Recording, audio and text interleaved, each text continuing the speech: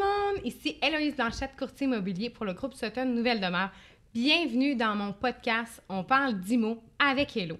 Aujourd'hui, je suis avec une notaire. Notaire, c'est tellement important lors d'une transaction immobilière. Ça vient closer la transaction. Je vous présente Alexandra Savard-Penneau, notaire.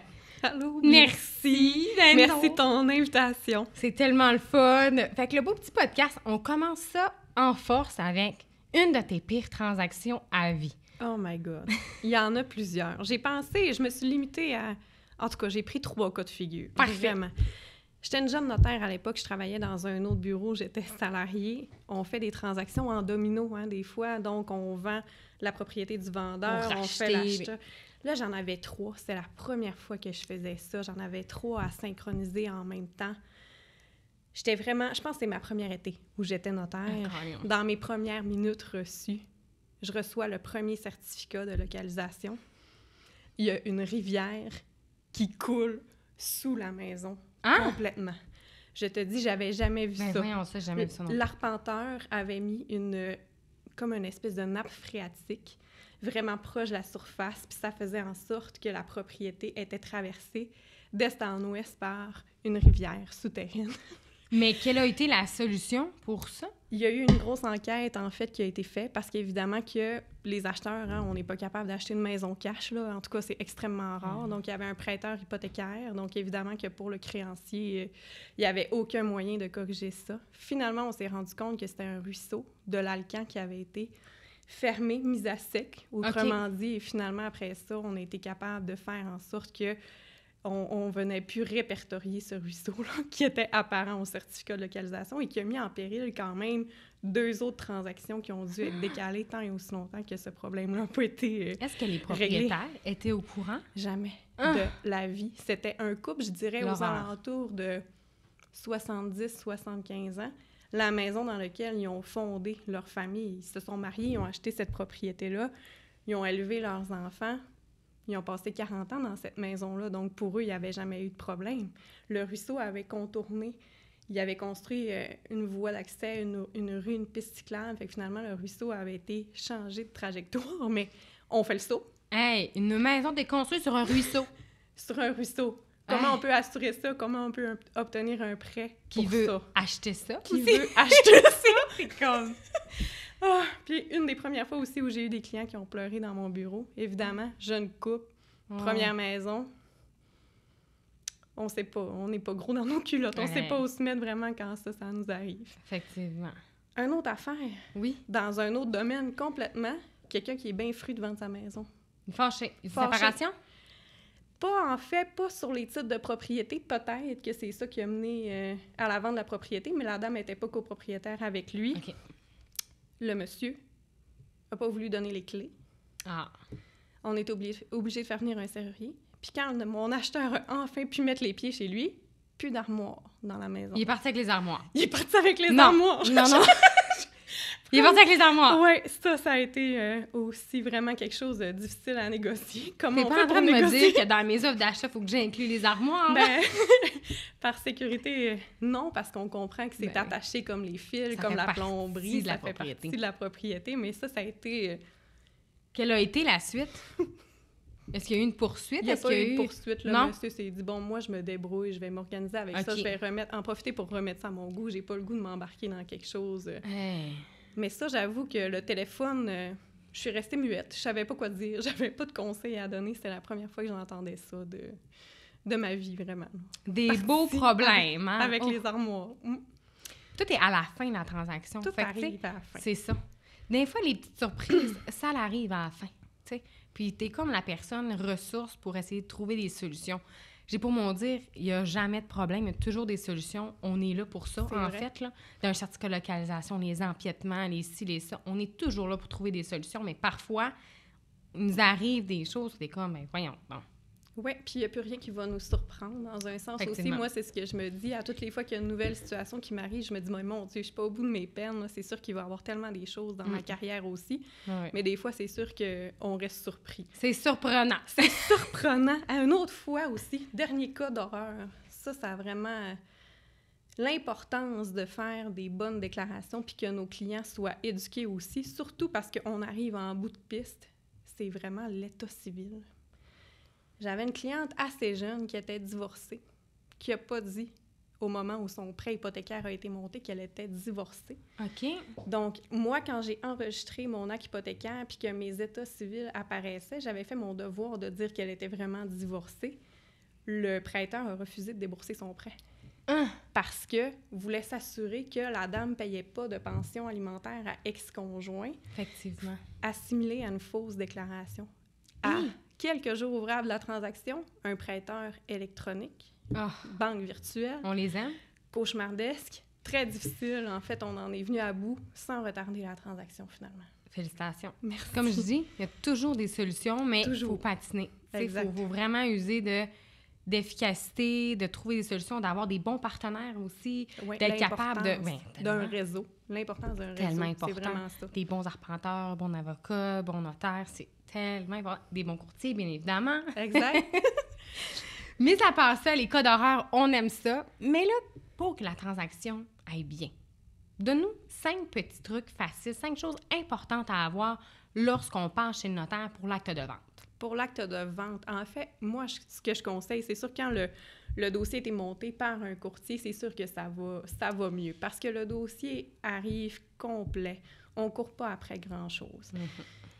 Qu'est-ce qui est important à penser? Où est notre mise de fonds? Est-ce que notre mise de fonds est dans des placements? Est-ce qu'il faut penser à un délai supplémentaire pour sortir un REER, par exemple? Est-ce qu'on a des placements?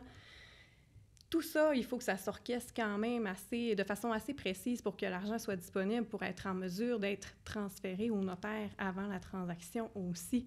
Ce qui me fait penser à l'ordre des transactions. Comme je vous disais tantôt, les transactions domino. Il faut penser que si on part chez le notaire pour vendre notre propriété puis qu'on a besoin de ces sous-là pour se racheter une autre maison. Il faut passer chez le notaire avant de racheter. Et non la journée même. Oui. Il faut vraiment bien prévoir nos rencontres. Normalement, ce délai-là? Je vous dirais à peu près 72 heures. 72 heures, donc, entre l'achat et la vente d'une propriété. Exactement. Il faut y penser. Il faut prévoir aussi de booker un rendez-vous avec nos notaires, avec nos professionnels d'avance. Ça se remplit vite un agenda aussi. Fait que c'est sûr que si on veut acheter une maison la semaine prochaine, il ne faut peut-être pas appeler le vendredi pour avoir un rendez-vous la semaine suivante. Il faut être prévoyant, il faut se prendre d'avance. Les assurances.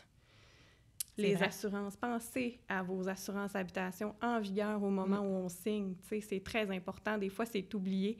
Des fois, les immeubles à revenus, c'est oublié aussi. Le vendeur arrête les assurances avant que l'acheteur soit propriétaire. Et nous, ça nous met dans une situation vraiment difficile avec la banque aussi. Fait que, tu sais, de prévoir, puis d'appeler peut-être plus souvent chez le notaire.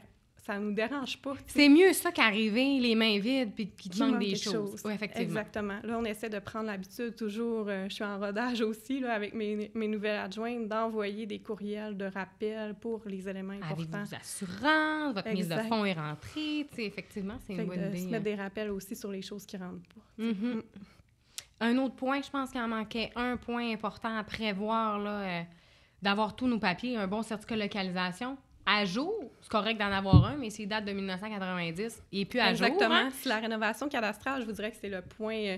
Des fois, c'est le point fort. Là, dans notre dossier, on a une rénovation qui a eu lieu, en fait, pour mettre à jour les cadastres qui sont rendus des numéros qui sont dans les millions. Fait que des fois, les gens sont propriétaires depuis 40 ans de leur propriété. Le document d'arpentage date de cette date-là. Il n'y a rien qui a changé. Le cabanon est encore à la même place. Mais il est encore bon. J'ai rien changé. Mais il ne faut pas oublier que le certificat de localisation vient, oui, confirmer, en fait, la concordance du lot, etc., mais aussi la conformité par rapport au règlement puis aux lois actuellement en vigueur, pas celle qui était en vigueur il y a 40 ans. Effectivement. Évidemment, c'est important d'avoir des bons documents à jour. Puis une problématique qu'on voit souvent, Alexandra, chez le notaire, c'est quoi? Y a-t-il un document qui manque souvent, qui arrive tout le temps, qui est pas bon, qui est échu? Document qui manque souvent, non, parce qu'on est vraiment des vérificateurs. En tout cas, nous, dans nos dossiers, on essaie d'avoir le dossier le plus béton possible. Les dossiers qui ont été négociés sans courtier, les problèmes par rapport à la clause de garantie... Les du problémo, oui, c'est bon, ça.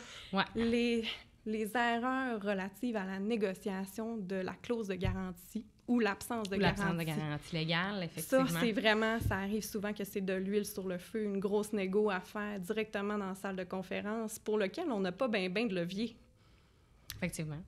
parce que les gens doivent quitter leur maison. L'argent est rentré dans le compte en fiducie. Souvent, Faut qu'ils vendent, le camion est plein. de toute manière, ben oui. Fait que ça, ça... Puis c'est à la fin, comme on dit, vous êtes le dernier professionnel qui arrive. Fait que régler cette problématique-là, maintenant, je voulais vendre sans garantie. Ben non, vous m'avez vendu avec la garantie. C'est un petit peu difficile, tu sais, à négocier à la fin, là, quand tout est fait, tandis qu'elle est accompagnée d'un courtier qui, d'emblée, va vous expliquer c'est quoi la garantie légale et c'est quoi enlever la garantie légale aussi. Et il va l'expliquer à l'acheteur aussi, c'est quoi les impacts d'acheter sans garantie légale. C'est vraiment important. Bien, le courtier est là pour ça, selon moi, parce que vous êtes les pros de la négo. Le prix va être fait en conséquence. Moi, quand j'arrive, il n'y a plus on n'a plus de grippe sur rien pour négocier aussi, puis on doit être neutre entre nos parties, fait que ça nous met vraiment dans une position qui est délicate, là.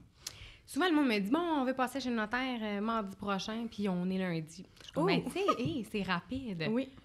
Faut prévoir le rendez-vous chez le notaire. Parfois, le monde pense que vous n'avez pas de recherche à faire. C'est super facile, un rendez-vous. C'est quoi les recherches que vous avez à faire avant d'être capable de faire l'acte de vente? On doit commencer par faire un examen des titres, en fait, au registre foncier.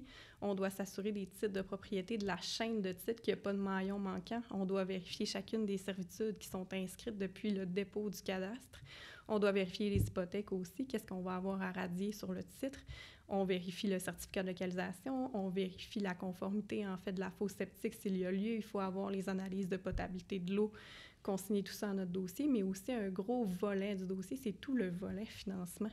Donc, on doit s'assurer de vérifier les documents qui sont montés par le courtier, offre d'achat, modification, contre-offre, puis de vérifier si les consignes qu'on a reçues pour monter notre financement, mettons en faveur de Desjardins ou de la BNC, ça concorde avec les documents qu'on a physiquement dans notre dossier aussi. Après ça, il faut prévoir 2 rencontres pour nos acheteurs. On les voit pour la mise en place de l'hypothèque. Ça revient tellement souvent. Bien, je comprends pas. Le notaire m'a donné 2 rendez-vous. Oui. C'est normal d'avoir 2 rendez-vous. Je te laisse nous expliquer c'est quoi nos 2 rendez-vous. Depuis que je suis notaire, en fait, je pense que c'est 2017 de mémoire que le règlement sur la comptabilité en fiducie a été resserré, qui exige maintenant la tenue de 2 rencontres en 2 temps différents pour la mise en place de l'hypothèque et de la vente. C'est pour être sûr que les institutions financières, dans le fond, ils déboursent leurs prêts de façon sécuritaire avec une hypothèque qui est enregistrée d'avance sur la maison qu'on va acheter, par exemple, dans les jours ouvrables suivantes ou la semaine suivante. C'est pour ne pas avoir de surprise. Pas avoir de surprise. Puis ça nous permet aussi d'avoir un bon premier contact avec nos acheteurs parce que on en profite, on explique tous les chiffres par rapport à la transaction. On vient se mettre dans le bain, on montre le certificat de localisation, on explique les problématiques. Fait que c'est sûr qu'on est capable. Ça nous laisse un petit buffer, en fait, pour rattraper des erreurs qui n'auraient pas été vues avant la signature de l'acte de vente. Fait que le premier rendez-vous, c'est toujours juste les acheteurs. Et le deuxième rendez-vous, là, c'est vraiment l'acte de vente, acheteur et vendeur. Oui, une erreur qu'on voit souvent aussi, c'est de ne pas avoir tous les documents. Tu sais, quand on a une négociation qui est serrée, on a des modifications, des contre-offres, des bonifications, puis pas tout est envoyé nécessairement au notaire. C'est facile d'en oublier un document. Les erreurs de prix. Ça arrive tellement souvent. Les modifications après inspection. Une petite baisse de prix de 5 000, effectivement. Ça nous fait planter le financement à tous les coups. Puis, tu sais, les institutions financières sont dans le jus comme tout le monde. Il manque de personnel. Souvent, on reçoit les instructions pour monter notre hypothèque. Il faut que ça repasse au financement. Si le dossier est avec la SCHL, il faut que tout repasse à l'approbation. Là. C'est vraiment... Ça, c'est quelque chose qui est souvent oublié. Puis c'est notre devoir de vérifier ça. C'est mon devoir de dire, bien, le prix a baissé de 5 000. Vous financez trop. Ouais. Puis... Justement, faire toutes ces recherches-là, ça peut te prendre combien de temps?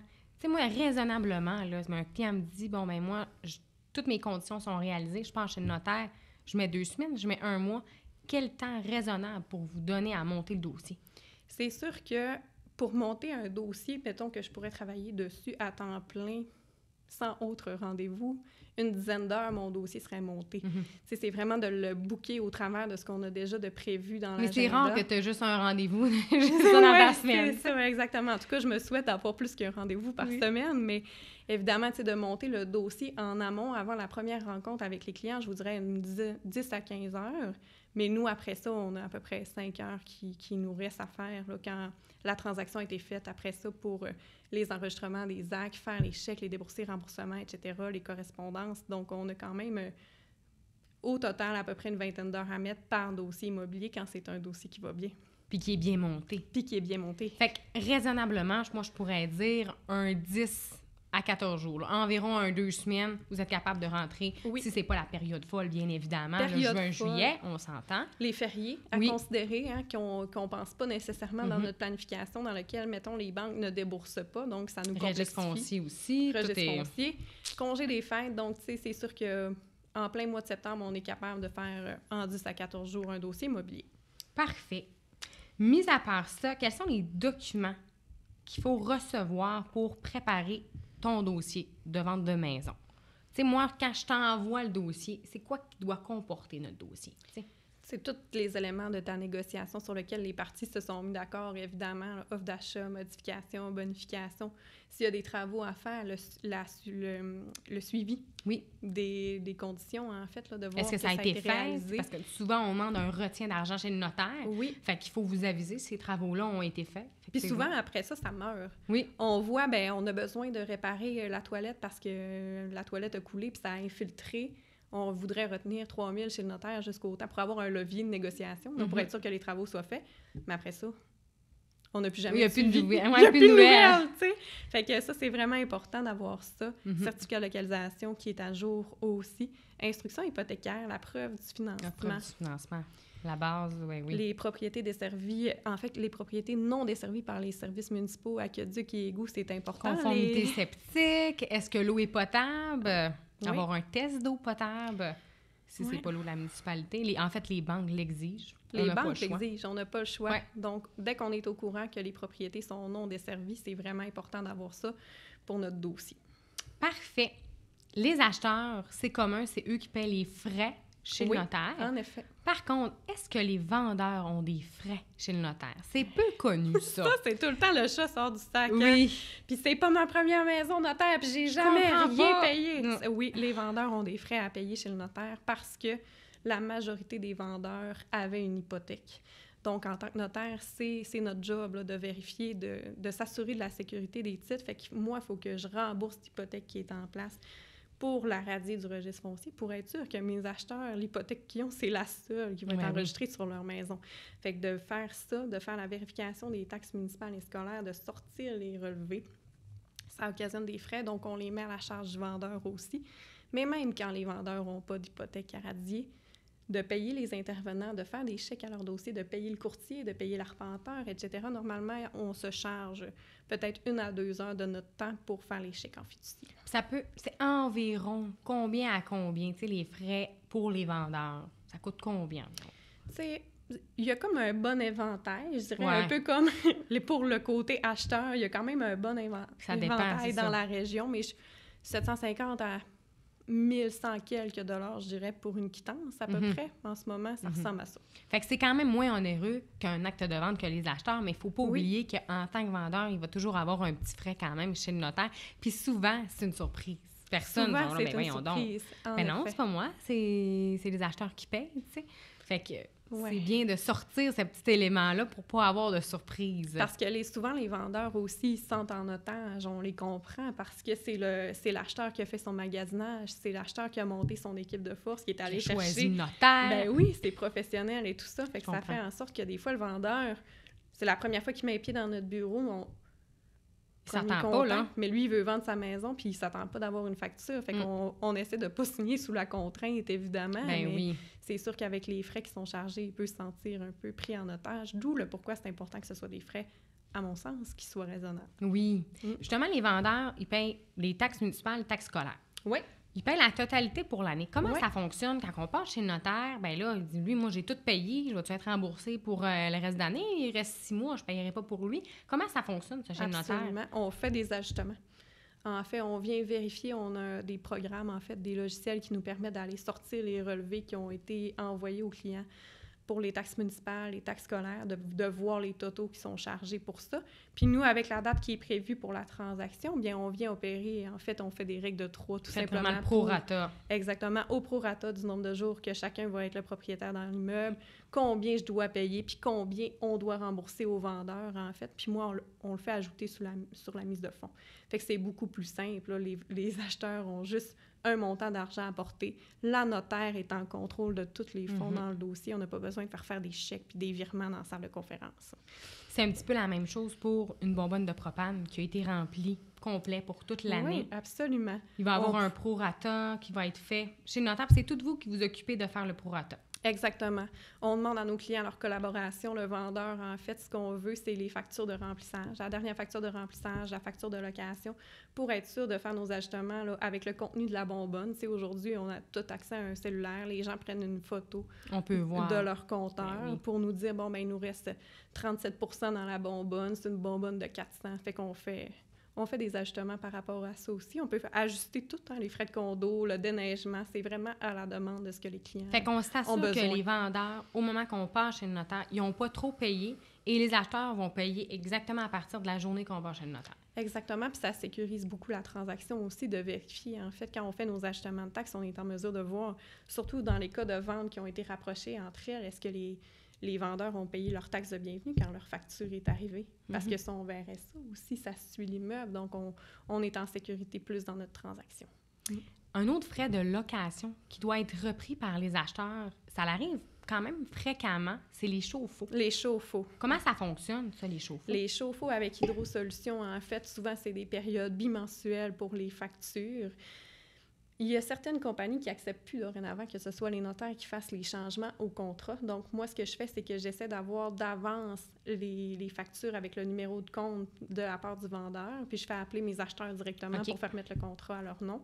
Mais sinon, il faut qu'ils se rééquipent d'un chauffe-eau s'ils n'ont pas le goût de continuer avec le chauffe-eau. Mais c'est possible de casser le contrat, c'est possible, exactement, comme pour les systèmes d'alarme aussi. J'allais venir au système d'alarme, c'est la même chose. Fait que, tu sais, les acheteurs ont la possibilité de reprendre le frais de location. C'est important de savoir quel est le prix, le montant de frais de location, mais on peut quand même arrêter ces montants-là de location si on ne veut pas de système d'alarme ou on ne veut pas de chauffe-eau, on veut en installer un puis pas payer de frais de location. C'est possible aussi. Il faut être au courant pour prendre des décisions, en fait, qui sont éclairées, là, d'où le pourquoi c'est le fun de voir ces papiers-là avant de se porter acquéreur de la propriété. Tout à l'heure, tu as mentionné des banques virtuelles. Oui. Est-ce qu'on peut en parler un petit peu? Pourquoi faire affaire avec une banque virtuelle, c'est plus compliqué, plus risqué pour les acheteurs? Parce qu'on le voit souvent, là, c'est vraiment toujours plus long. Ils demandent 1 million de papiers, ça l'arrive. Il fonctionne par fax. Ah, mon Dieu. 2023, par fax. Je tiens à mentionner. Oui, ça nous est envoyé une pile de documents de à peu près une 60aine de pages. Souvent, l'avantage est au niveau du taux d'intérêt, en fait, que les clients vont avoir et aussi au niveau de la pénalité. Donc, les clients, mettons, si c'est une relocalisation suite à une séparation, on est comme en deux, où on est en situation de premier acheteur. Donc, souvent... On paye le moins cher possible. Exact, c'est ça. Puis c'est pour faire un peu une économie là, sur ça, mais c'est tellement compliqué. Oui. Oui, c'est compliqué, puis c'est moins convivial, puis c'est difficile de parler à quelqu'un... Mais t'as pas de service. ...qui parle en français. C'est compliqué. Oui, effectivement. Puis parfois, tu les reçois même en anglais aussi. Oui, on les reçoit. La dernière fois, ça nous est arrivé, là, instruction hypothécaire, qui a 60 pages en anglais. Oui, il faut se débrouiller, ce qui est quand même assez spécial puisqu'on n'a plus le droit de recevoir d'actes en anglais, nous, les notaires. Fait, pour les enregistrer au registre foncier, là, sans l'intervention d'un traducteur agréé. Fait que de recevoir nos papiers en anglais, mettons que ça met un peu de sort dans l'engrenage. Puis c'est quelque chose à penser aussi pour les délais. Bien sûr. Parce que c'est pas la même chose, ce sera pas le même délai. Si c'est Banque nationale, Desjardins, c'est des banques qui sont habituées, c'est facile. On parle aux conseillers aussi, aux représentants. C'est plus facile aussi, ces banques-là, les principales, en fait, qu'on connaît bien parce qu'on a une plateforme qui est en commun avec eux. On est en mesure, ça ressemble à une boîte de courriel, on est en mesure de demander des précisions, de demander nos déboursés directement là-dedans, ce qui nous facilite la vie, là. C'est moi-même, j'appelle le représentant, c'est facile. Si on a un petit pépin, justement, un ajustement de prix, là, après inspection qui n'a pas été envoyé, on appelle directement le représentant. Tandis que si c'est une banque virtuelle, la problématique va être beaucoup plus longue, plus dommageable, puis ça va être long avant de faire changer le prêt, là. Oui, puis c'est moins... C'est plus difficile à faire adapter pour une situation précise. Alors que les banques qui sont je veux pas dire bien établi, mais plus connu, Oui. on est capable d'avoir une certaine flexibilité, mettons, pour des déboursés, pour des travaux, etc. C'est quelque chose qui est vraiment difficile à orchestrer avec des banques virtuelles. Effectivement. Non, c'est sûr que c'est à prendre en compte aussi. Fait que peut-être que notre 2 semaines de délai, si on a justement une banque virtuelle, va être un petit peu plus long puisque toi, ça va te demander plus de travail. Oui. Est-ce que tes frais sont plus chers si c'est une banque Ouais. virtuelle? Ben, je charge plus cher. Oui, hein? Je charge plus cher parce que je passe plus de temps Il y a dans plus le de dossier. travaux à faire. Il y a des fois où j'envoie 7, 8 fois les documents parce qu'ils demandent des corrections, ils demandent des formulaires pour vérifier l'identité des clients avec les numéros de permis de conduire. Puis si on fait une inversion de chiffre ou le trait d'union n'est pas à la bonne place pour les 2 noms de famille, il retourne. Fait que c'est vraiment du travail qui est fastidieux. Qui est fait que c'est à prendre en compte, les acheteurs aussi, ça va être plus long, puis les frais notaires vont être un petit peu plus chers. Fait que c'est toutes des choses quand même à prendre en compte. Oui, le taux hypothécaire va être préférable, si on peut dire, mais vous n'avez pas de service, ça va rendre les choses un petit peu plus compliquées. Fait que ça va dépendre, là. Oui, puis tu sais, ils n'auront pas un congé de 2 % de taux Ben non plus. Ben non, fait que ça va être 0.1, 0.2, là, tu sais, effectivement, fait que ça dépend quel objectif qu'on veut avoir en ayant, est-ce qu'on veut du service ou bien, c'est ça. Ça complique la transaction pour nous, pour vous, c'est tout plus compliqué. Ah oui, exactement. Ouais. Un point que tu aimes le plus lors d'un acte de vente avec des clients, quel point aimes-tu le plus évoquer lors de l'acte de vente? Que j'aime le plus évoquer? Ouais. Bien, en fait, la situation que j'aime le plus quand les contrats sont signés, ouais. Bien, j'aime avoir fait la différence des fois. J'aime, mettons, avoir des nouvelles relations avec des gens que ça va être des clients pendant longtemps ou que je me suis rendue utile pour une jeune famille ou des clients qui sont en séparation, qui en ont vu de toutes les couleurs, tu sais, que c'est comme, on vient mettre un peu un baume, enfin, ils vont avoir leur chez eux. Ils vont tourne réussir à avoir, un nouveau chapitre, puis ouais.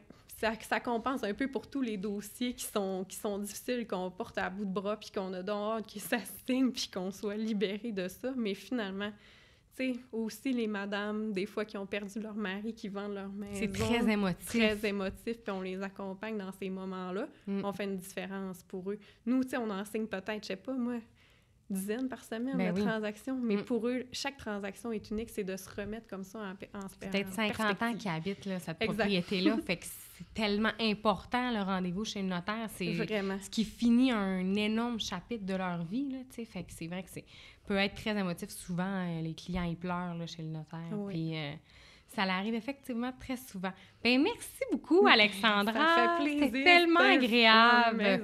Merci beaucoup d'avoir écouté mon podcast. On parle d'IMO avec Hello. Si vous avez aimé, commentez, likez. Le podcast va se retrouver sur Spotify, YouTube. Donc, on parle d'IMO avec Hello. Héloïse Blanchette, courtier immobilier. C'est une nouvelle demeure.